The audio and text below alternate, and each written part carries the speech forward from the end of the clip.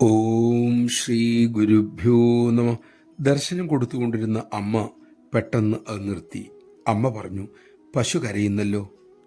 ഭജനയുടെ മേളങ്ങളുടെ ഉയർന്ന ശബ്ദത്തിനിടയിൽ പശുവിൻ്റെ കരച്ചിൽ ആരും കേട്ടില്ല. അമ്മ കേട്ടു. അമ്മ ഉടൻ എഴുന്നേറ്റു. പിന്നെ നടന്നു തൊഴുത്തിനരിയിലേക്ക്. അവിടെ ചെന്നപ്പോൾ കണ്ട കാഴ്ച, പശു വല്ലാതെ കരയുന്നു. അതിൻ്റെ ശരീരം മുഴുവനും ചാണകം. അതിന് തീറ്റ കൊടുത്തിട്ടില്ല, കുളിപ്പിച്ചിട്ടില്ല. വിശ്വമാതാവിൻ്റെ മനം തുടിച്ചു.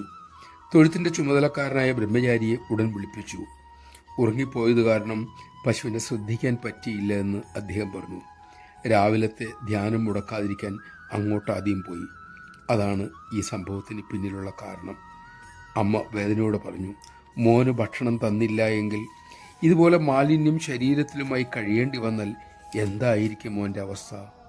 അവനവൻ്റെ ചുമതല ആത്മാർത്ഥമായി ചെയ്യുന്നത് തന്നെയാണ് മക്കളെ ധ്യാനം. സത്യത്തിൽ ഈ മിണ്ടാപ്രാണികളുടെ ആവശ്യം നിറവേറ്റുന്നതാണ് ധ്യാനത്തെക്കാൾ പ്രാധാന്യമേറിയ കാര്യം. ഇത്രയും പറഞ്ഞ ശേഷം അമ്മ പശുവിനെ കുളിപ്പിച്ചു. തൃക്കയ്യാലെ ആഹാരവും കൊടുത്തു.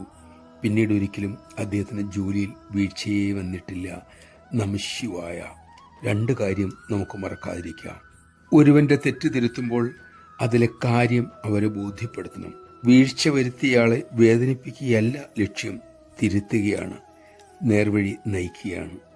രണ്ടാമത്തെ കാര്യം, മിണ്ടാപ്രാണിയെയും സ്നേഹിക്കാനാകുമ്പോഴേ നമ്മുടെ ധ്യാനത്തിനും ഈശ്വര സേവയ്ക്കും അർത്ഥമുണ്ടാകൂ, ഫലമുണ്ടാകൂ.